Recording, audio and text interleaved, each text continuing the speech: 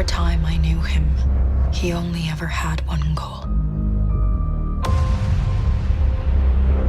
To wipe out half the universe. If he gets all the Infinity Stones, he can do it with the snap of his fingers. Just like that. Tell me his name again. Hawkeye.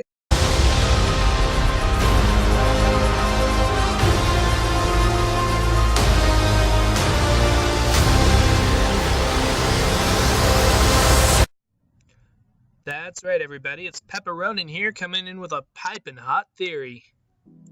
You may have noticed that our favorite Archer is missing from the Infinity War trailers and promotional materials we've been given so far, and his absence hasn't gone unnoticed. Countless theories are going around as to what Clint is doing throughout the film. The most we've been given from the Russo brothers is that he's doing something on his own throughout the movie, something important, and they seem really excited about it. What is it? What could he be doing apart from the main conflict and away from either main group that has the Russo brothers this invested and excited? What if I told you he's a part of the main conflict the whole time? Every major fight, every major scene, something that has been right under our noses the whole time, and yet we've been too blinded to see. We've been asking the wrong questions. Ladies and gentlemen, I propose this theory. Hawkeye is Thanos. Now I know what you're thinking, but hear me out. Have we actually seen them share any scenes together? This is not the first time we've seen Thanos. It looks like we're given a little backstory for the Mad Titan in the film, and I think everyone is going to be surprised at how this ties into Hawkeye's own backstory. Here we see Thanos holding a little girl's hand, presumably his daughter. Know who else has a daughter? That's right, Hawkeye. Remember the farmhouse scene in Age of Ultron? It goes even deeper than that. Let's go all the way back to the first Avengers film to see just how early they've been building up to this.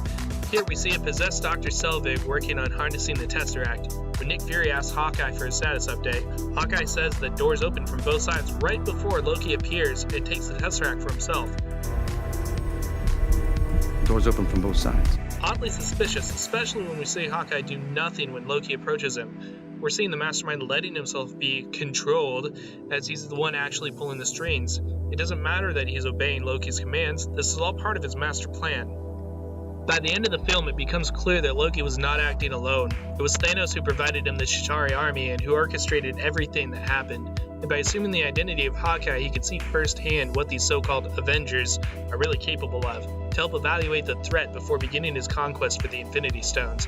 This would also help him to know exactly where the Tesseract and other stones are being held by the time Infinity War starts. It seems awfully convenient that he just happens to know where they are on and around Earth before the film even starts, doesn't it?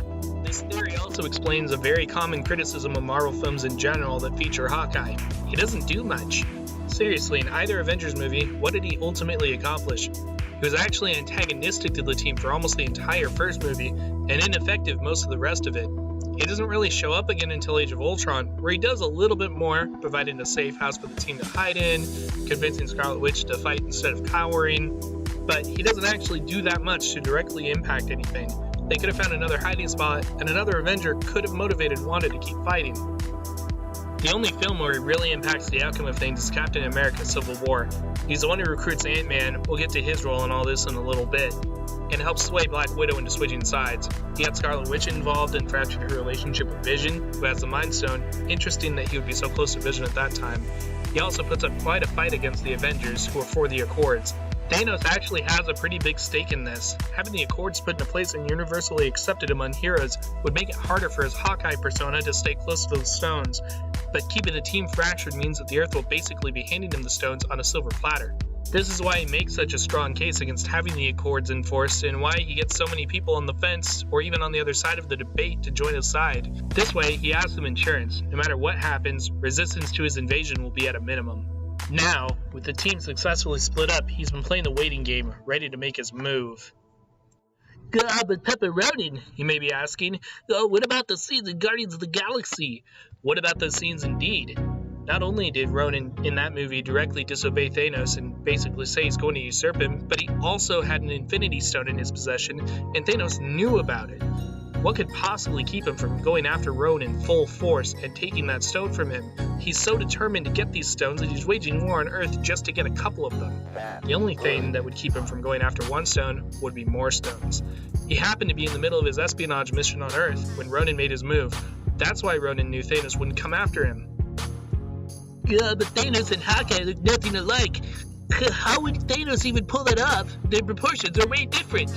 Are they? But seriously, this is where Ant-Man and his access to pin particles comes in. Know who else has been absent from most of the promotional materials for this movie?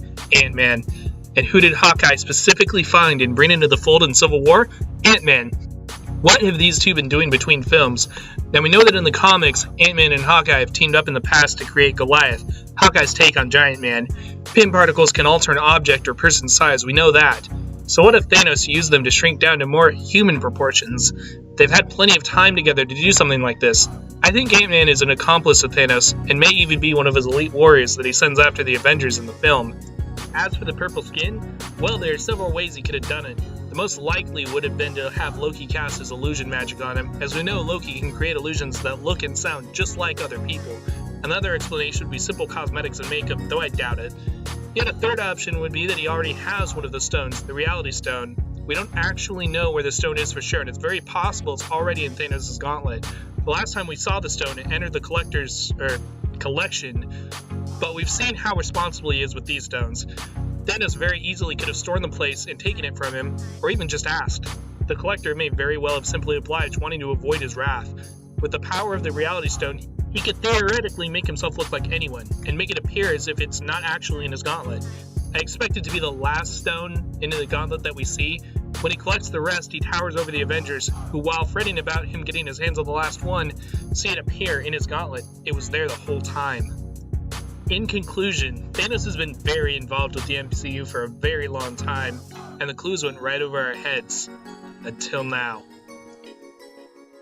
And I just wanted to say thank you guys so much for watching. If you liked the video, please comment, like, and subscribe, and hit that bell so you can get notifications. I'm trying to upload more regularly on Thursdays, every Thursday or every other Thursday. We'll kind of see how it goes, see how long it takes to edit things. This didn't seem too bad, but there's a lot of other stuff I want to do in the future. If you have any ideas for anything that you would like to see in a future video, please comment that down below, and I might actually do it. Thank you again for watching, and I'll see you next time.